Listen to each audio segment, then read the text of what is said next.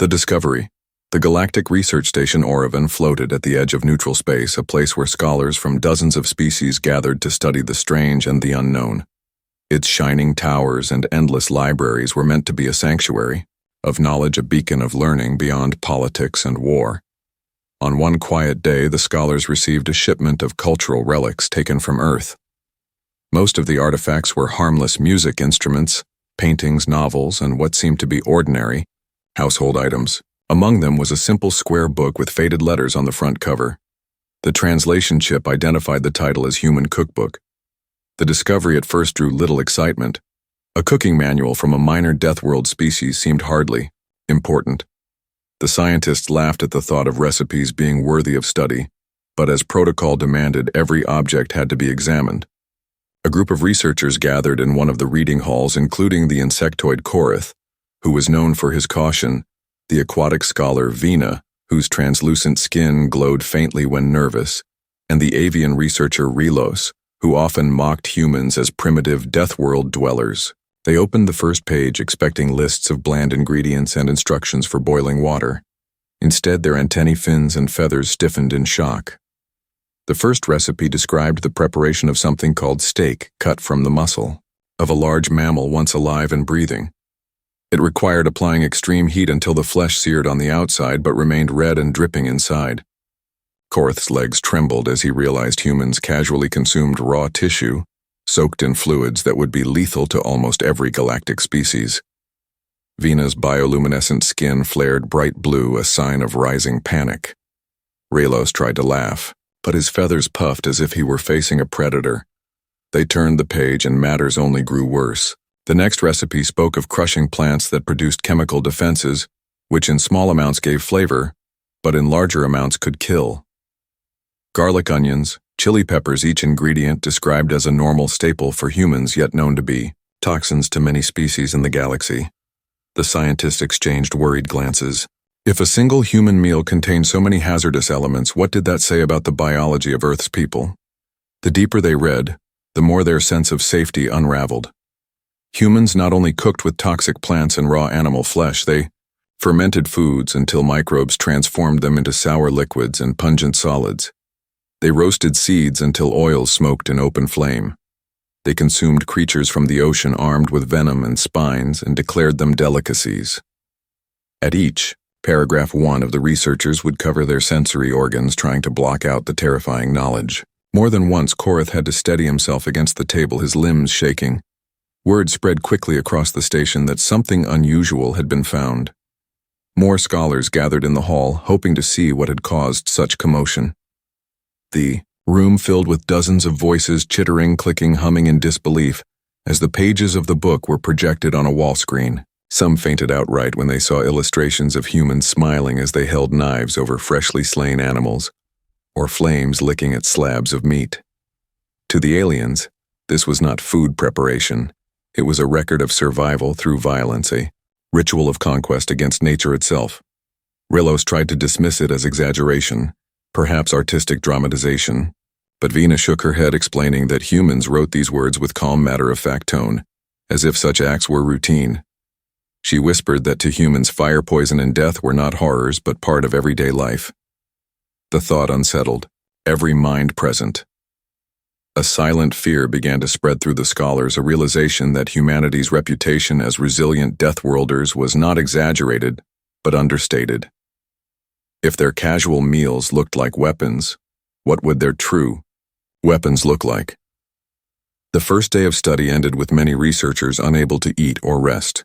The image of searing flesh and boiling oils lingered in their minds, haunting them as they tried to sleep.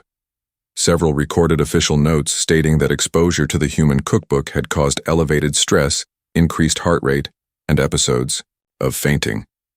The archive listed it now not under cultural relics but under hazardous biological documentation, requiring protective clearance. And yet, despite the fear, none could resist returning to the hall the next day. Curiosity battled terror within them. They needed to know more. What other secrets lay hidden within the pages of that unassuming human book? First shock. The following morning, the research hall was filled once more with murmurs and uneasy movements, as alien scholars gathered again around the strange Human Cookbook. Many of them had not slept properly, their minds disturbed by the visions of boiling oils and half-cooked flesh. Some carried stimulants to remain awake, others carried small medical packs in case the shock of new revelations overcame them. Yet, despite their fear, not a single one dared to ignore the discovery, for each of them knew knowledge was their duty, and the book had to be understood, no matter the cost. Korath was the first to open the next section of the book, and his antennae quivered as he translated the strange human words. The recipe spoke of something called chili stew, a dish made from animal flesh beans, and an ingredient identified as capsicum, which contained a substance that caused burning sensations in the mouth and eyes. The alien scientists gasped in disbelief, for they knew capsicum by another name, a weapon used in defense sprays that could incapacitate attackers.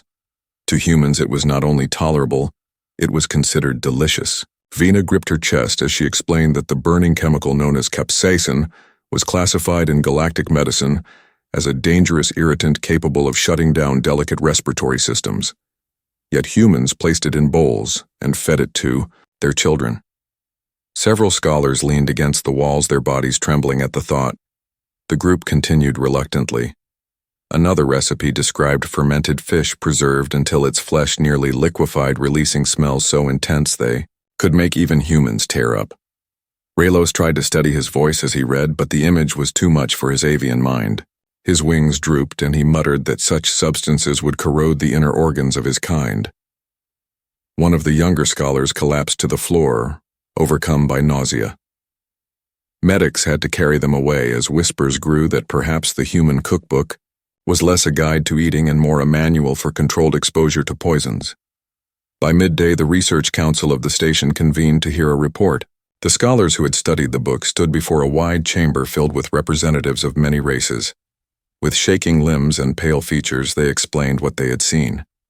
They spoke of humans cooking with acids like vinegar, consuming dairy filled with living bacteria, drinking liquids that bubbled with fermentation, eating shell-covered creatures armed with claws and stingers. Each statement sent waves of unease across the chamber. Some muttered that the book must be mistranslated, others suggested it was a work of intimidation, perhaps distributed by humans to frighten rivals.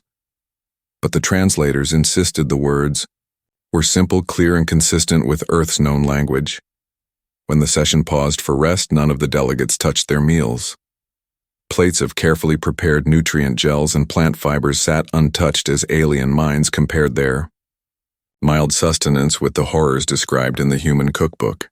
The thought that an entire species thrived on what others considered toxins and hazards filled the station with silent dread. Conversations whispered through corridors. Could it be that humans were not only survivors of a death world, but active participants in its cruelty? Did they grow stronger by embracing poisons, fire, and flesh, while other species grew weaker by avoiding them? Back in the research hall, Korath, Vina, and Raylos sat together, their bodies drained but their curiosity burning, hotter than ever. Korath whispered that what terrified him most was not just the content of the recipes but the tone. Humans wrote as if such dangerous practices were mundane everyday life passed down from one generation to another, with affection and tradition. Vina agreed, saying that she could feel the warmth in the words, as if families gathered around fire to share meals that would kill half the galaxy in a heartbeat. Raylos, who had once mocked humans, found himself silent, his feathers slicked close to his body, as he admitted that perhaps the humans were far more dangerous than anyone had believed later. That night the book remained on the central table of the hall, its pages glowing faintly under the scanning lights. Guards were stationed to prevent unauthorized access, and yet crowds of scholars came in shifts, each determined to read a little more, despite the risk to their own sanity.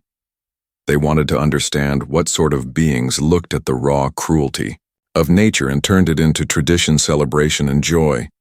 They wanted to know how a cookbook could make entire species tremble. The fainting, the sickness, and the fear spread beyond the research teams.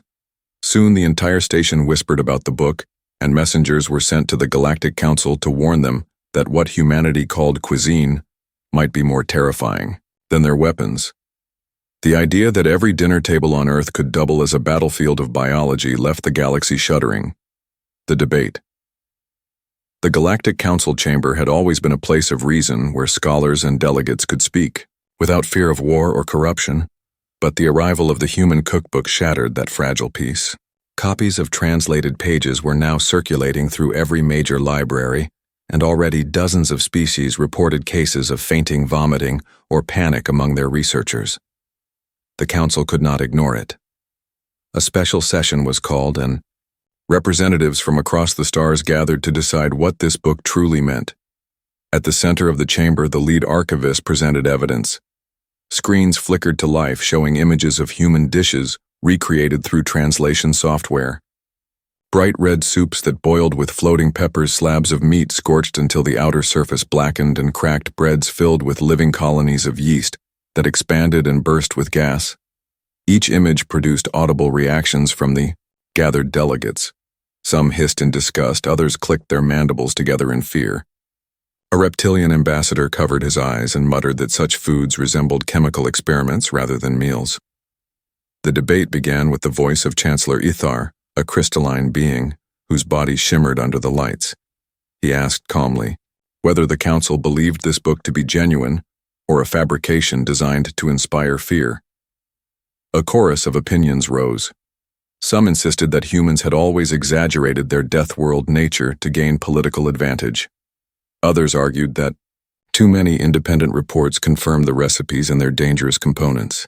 The insectoid Korath was summoned to speak directly of his experience.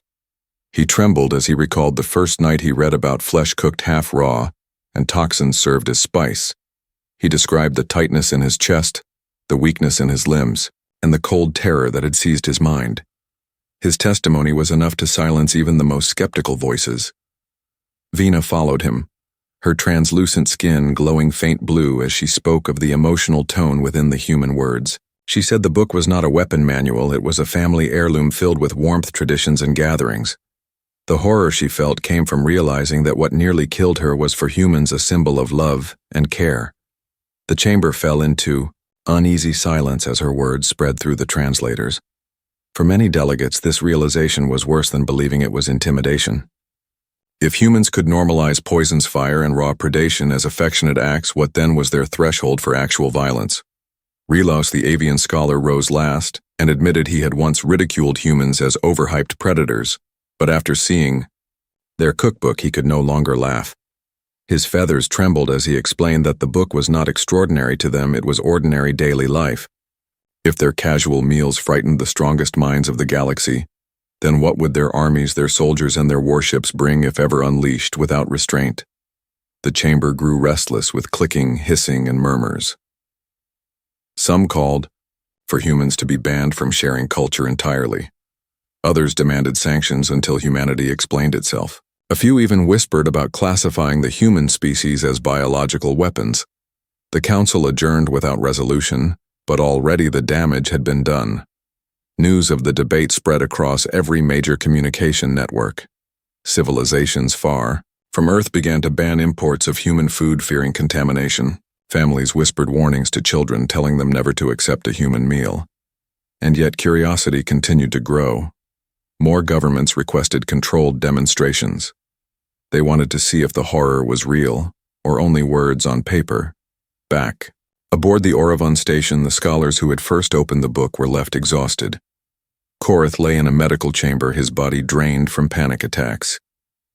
Vina recorded long notes trying to capture the paradox of warmth and terror she had felt in the human words. Relo sat by the observation window staring at the stars and whispering that perhaps the galaxy had underestimated humanity, not because of their ships or weapons, but because of their kitchens.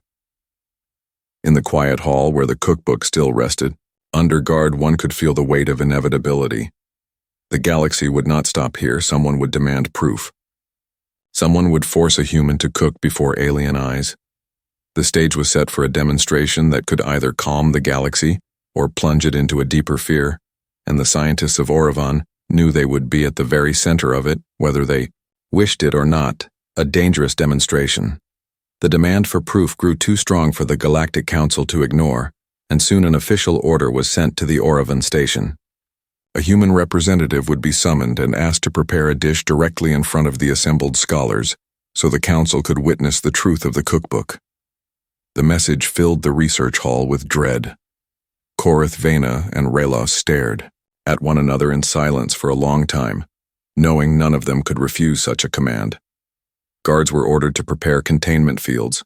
Medical units were stationed in nearby corridors, and every recording device in the chamber was readied. It was to be a demonstration not only for the Council, but for the galaxy. The human chosen was a civilian chef by the name of Marcus Hale, brought from Earth with little understanding of the panic his culture had caused. When he arrived in the chamber, he looked around with confusion at the rows of trembling alien scholars staring at him, as if he were some predator released from a cage.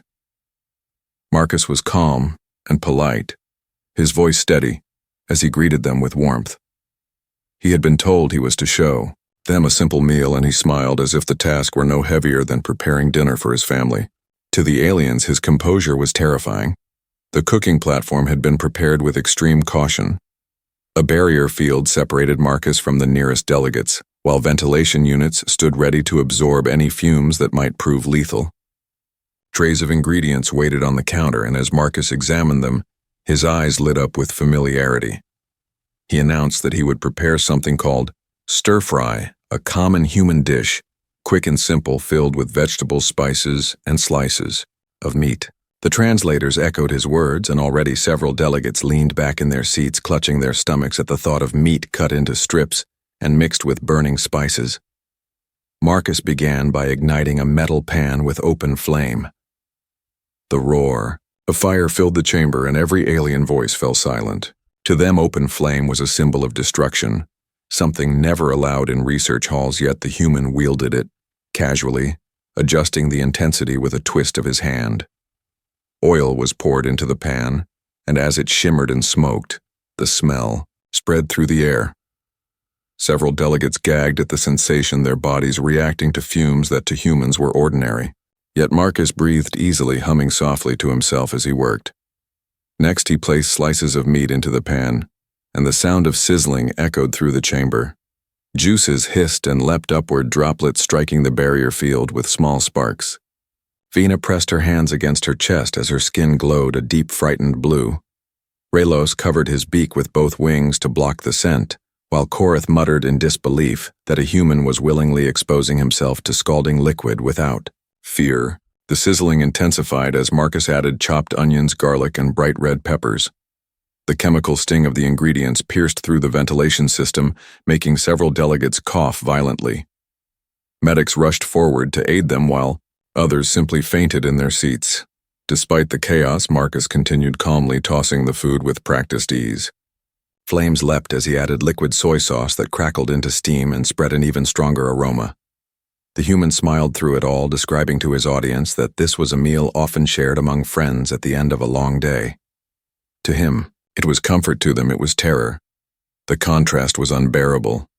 One reptilian ambassador shrieked that the man was wielding fire and poison as if they were harmless tools. Another cried that this was proof humanity thrived on what would destroy.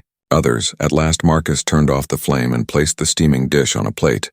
The barrier field shimmered as the aroma tried to seep through. No alien dared to taste it, though Marcus himself took a bite, chewing happily before bowing to his audience. His simple act of eating his own creation struck the chamber harder than any speech could have done. To the aliens, it was proof beyond denial that humans not only tolerated, but enjoyed what others considered unthinkable. The demonstration ended with silence, broken only by the labored breaths of those who had not fainted. Council guards helped the delegates to their feet while the medics carried away several unconscious scholars. Marcus bowed once more and asked innocently if they wished him to prepare dessert. The suggestion nearly caused another wave of panic, and the session was ended immediately. That night, the galactic networks were flooded with the recordings. Billions watched the human wield fire, oil, and poison with ease. Fear swept across the stars like wildfire. Some governments declared humans too dangerous to be trusted. Others began secret programs to study human food, hoping to weaponize it. And on the Oravan station, Korath, Vena, and Relos sat together, unable to sleep, knowing they had just witnessed a turning point in galactic history. Humanity had not shown its weapons nor its armies yet. With nothing more than a frying pan and a smile that had made the galaxy tremble, fear spreads. The recordings of the human demonstration spread faster than any council decree ever had. Across the galaxy, citizens huddled in their homes watching the strange images of a human standing before open flame oil spitting from a pan and bright red peppers releasing fumes that sent alien delegates collapsing to the ground. To humanity, it had been a simple display of cooking, but to the wider galaxy, it looked like a terrifying ritual of danger that humans performed without hesitation. Fear spread through entire civilizations like a sickness, and trust in humans shattered.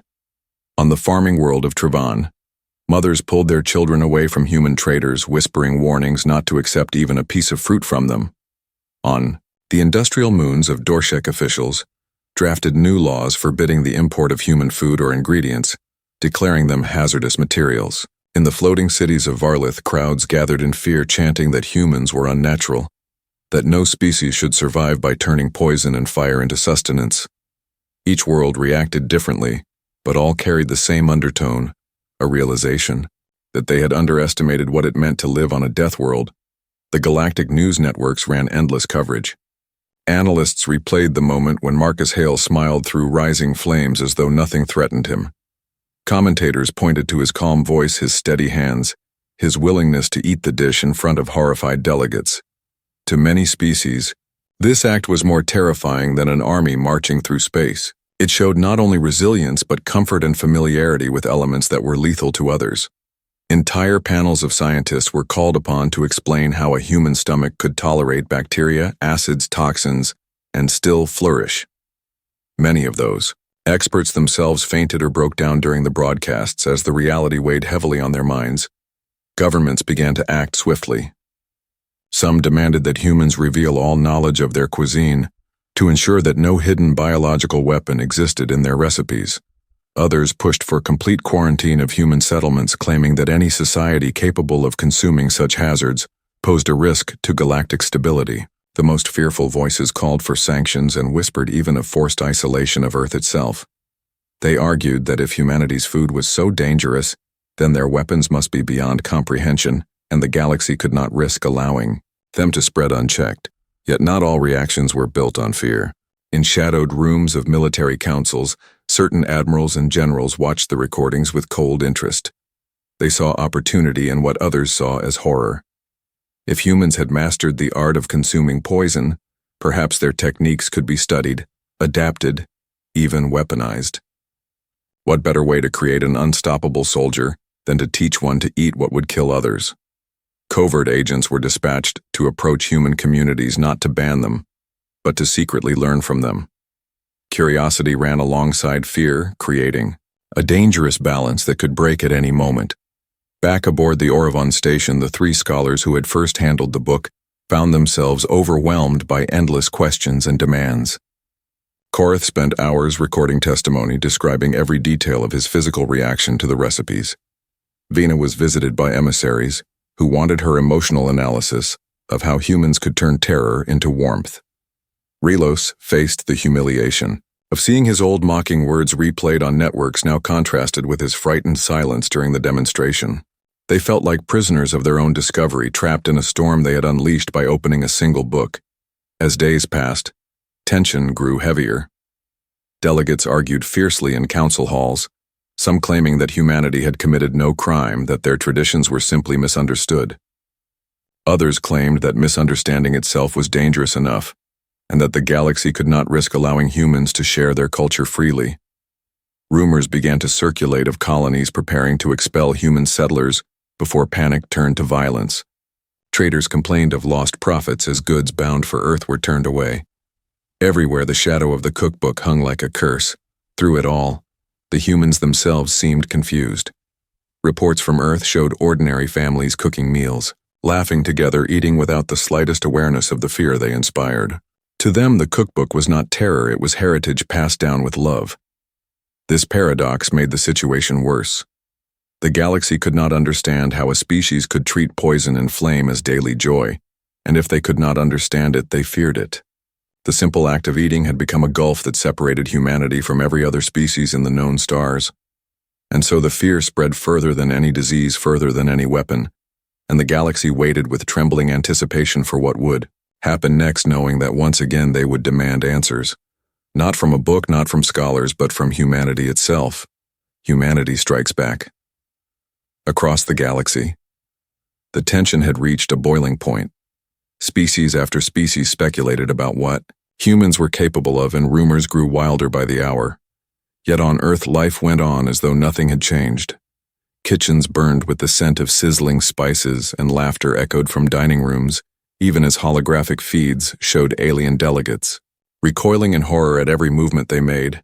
Marcus Hale and his team had become reluctant celebrities, their faces appearing on screens across star systems, and still they treated it with the casual familiarity of neighbors sharing a meal.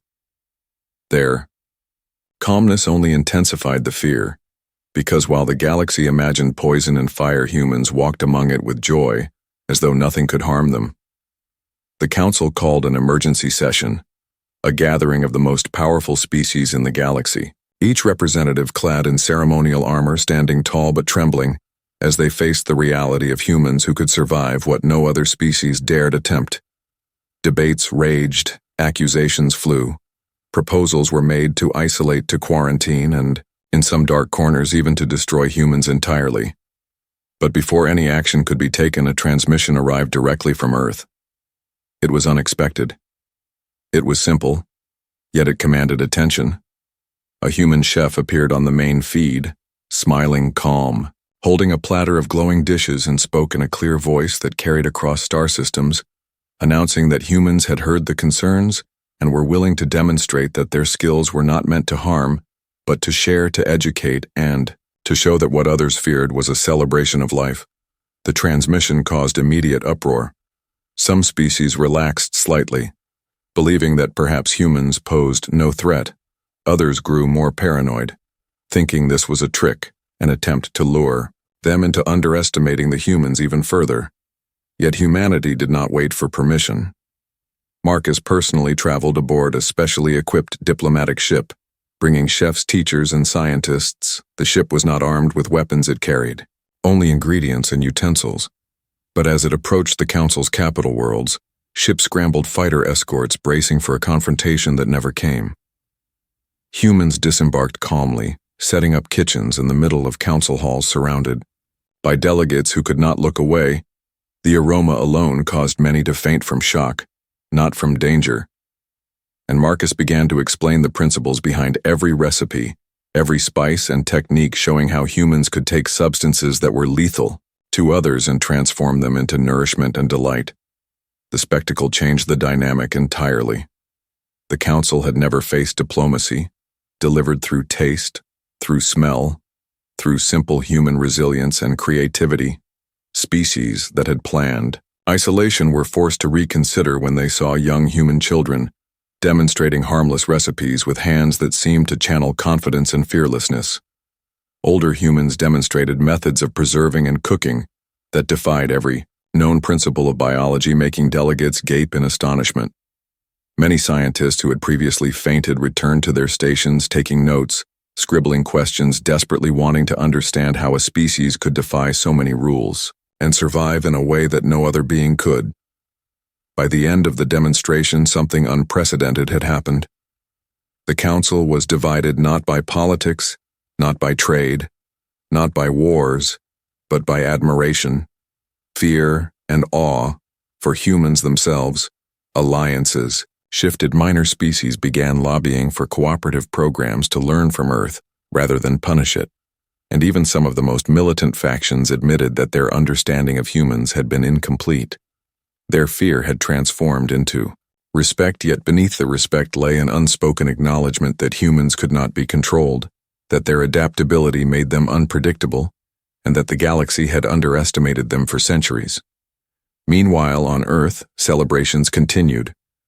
As more humans joined the diplomatic mission, showing dishes from every culture, every corner of the planet, demonstrating unity, creativity, and endurance in ways that transcended language or technology. The galaxy had expected threat, and received culture, had expected danger, and received mastery of survival and joy together.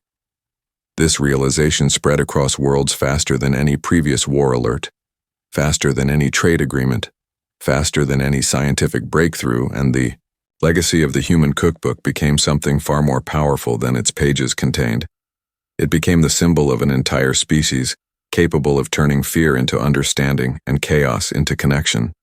And as the humans packed up their utensils and ingredients for the return journey to Earth, the galaxy was left to ponder what other surprises humanity held, what other abilities they might reveal, and what other simple acts might forever change the balance of fear, respect, and awe in the stars, leaving every species aware that the humans were no ordinary race, and that the future of interaction with them would require more humility than ever before.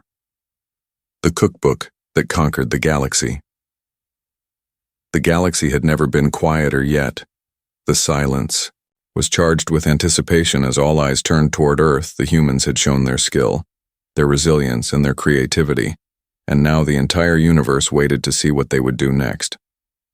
Marcus Hale stood on the observation deck of the flagship overlooking the shimmering blue planet below every member of the human diplomatic mission, feeling the same mixture of pride and excitement that came from knowing they were about to redefine history. The council representatives had gathered again, not in fear but in curiosity, each species bringing their own expert scientists, chefs, diplomats, warriors, and philosophers, all eager to witness what the humans would present next.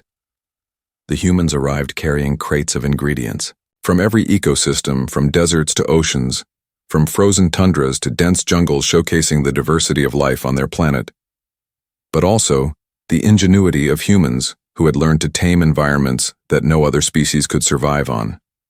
Each delegate leaned forward as Marcus began explaining the methods behind the recipes, techniques that combined chemistry, physics, biology, and a touch of artistry that only humans seemed capable of.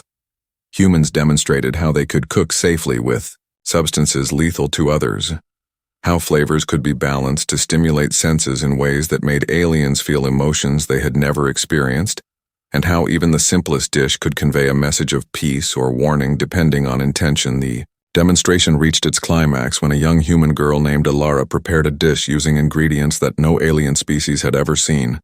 She worked quickly with precision, her hands moving fluidly, manipulating heat and cold simultaneously to produce something that glowed softly and emitted a fragrance that was intoxicating yet calming.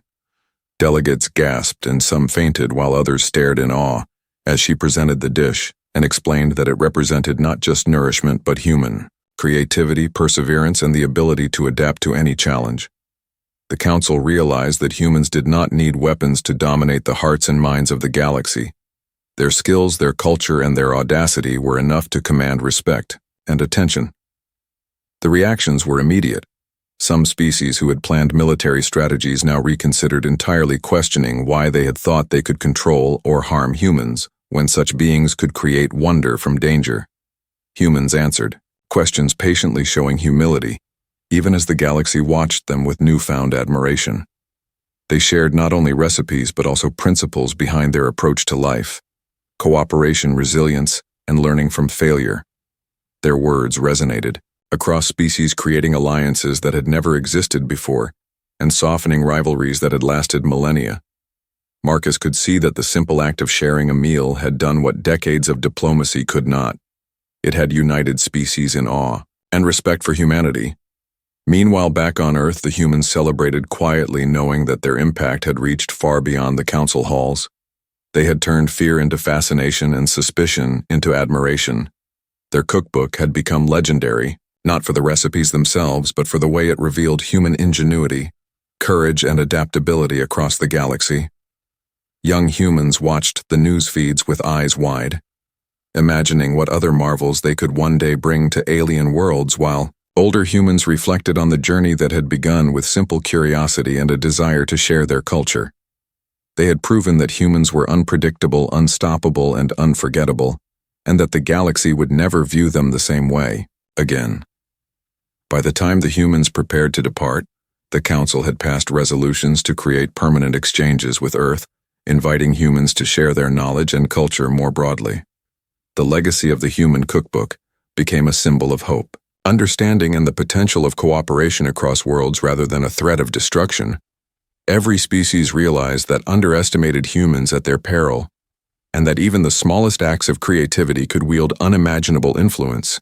Across the stars, the galaxy had learned that humans were a force unlike any other, that their curiosity could change minds and hearts faster than fleets or armies, and that the simple act of cooking could become a weapon of awe and diplomacy. And as Marcus Hale looked out into the vastness of space, knowing that humanity's journey was only beginning, he smiled because they had not fought with fire or guns or terror. They had fought with ingenuity, passion, and the courage to share what made them human, and the galaxy had never been the same again. Humanity's legacy beyond the stars. The galaxy was changing faster than anyone could have imagined. The humans had shown that strength was not only in weapons or fleets, but in creativity, curiosity, and the ability to inspire awe. Every species that had once looked down on Earth now looked with admiration and respect, as humans traveled from world to world, sharing knowledge and culture, but also observing, learning, and understanding the vast diversity of life beyond their own planet. Marcus Hale and his team moved among alien scientists, chefs, engineers, and diplomats, exchanging ideas and learning from each other, yet always leaving their mark, because humans had a way of turning even the simplest lesson into an unforgettable experience. The humans taught others how to see solutions, not as rules, but as possibilities, how to take risks with confidence, how to embrace failure as a step toward greatness. Alara, the young chef who had captivated the council, now traveled with the humans, demonstrating not only cooking, but the philosophy behind it, showing that a meal could be a message of peace, a challenge of skill, or a celebration of life. The dishes she created told stories of survival, of curiosity, and of the human spirit, each bite carrying a lesson, each flavor carrying emotion that transcended language and biology. The aliens began to realize that humans did not simply live in their environment. They shaped it, and were shaped by it. And that same principle applied to relationships, culture, and understanding. The humans were catalysts for change, without intending domination or destruction. Their presence alone was enough to inspire cooperation and unity across star systems. The humans also faced challenges. They encountered species whose suspicion ran deep, whose histories were filled with conflict, and whose worlds seemed impossible to navigate. Yet the humans persevered through patience, adaptability, and innovation. They turned obstacles into opportunities, turning hostility into curiosity and doubt into fascination. They showed that the human mind was as formidable as the human body, that intelligence, compassion, and creativity combined could alter perceptions and create alliances that had never seemed possible. The stories of their feats spread faster than any fleet ever could, and became legends in star systems light years from Earth. The cookbook that had once made scientists faint was now a symbol of hope, diplomacy, and the extraordinary potential of humanity. In time, the humans established schools and workshops on planets that had never known their ways, teaching everything from engineering to culinary arts to problem-solving. With empathy and courage, every lesson intertwined with their values of perseverance, ingenuity, and humor. And slowly the galaxy began to knit together into a tapestry of cooperation and respect, where species learned from one another and celebrated differences rather than fearing them. The humans never sought to dominate, yet the universe could not ignore them, and the tales of their courage, cleverness, and warmth inspired countless others to aspire higher, to be bolder, and to see that greatness was not measured by power alone, but by the ability to touch hearts and minds across the stars. As Marcus Hale gazed at Earth from orbit, he thought of how far they had come from a planet often underestimated to a force that had reshaped Galactic. Understanding, he thought of the young humans watching the news feeds, imagining adventures beyond the stars, and he knew that humanity's journey had only begun. The galaxy would continue to change and evolve, and wherever humans went, they would leave behind more than just technology or recipes. They would leave inspiration, courage, and the reminder that intelligence combined with heart could achieve what no army or weapon ever could, and the universe would never again doubt that humanity was extraordinary. The humans returned to Earth with laughter, joy, and plans for the future. The galaxy now looked to them for guidance, creativity, and stories of bravery. Their legacy was not in conquest, but in curiosity, in the courage to explore and to share, and in the unshakable belief that even the smallest human act could ripple across worlds, changing minds, hearts, and destinies. And everywhere the humans went, they were remembered not just as Earthlings, but as the force that reminded the stars how remarkable a single species could be. The end.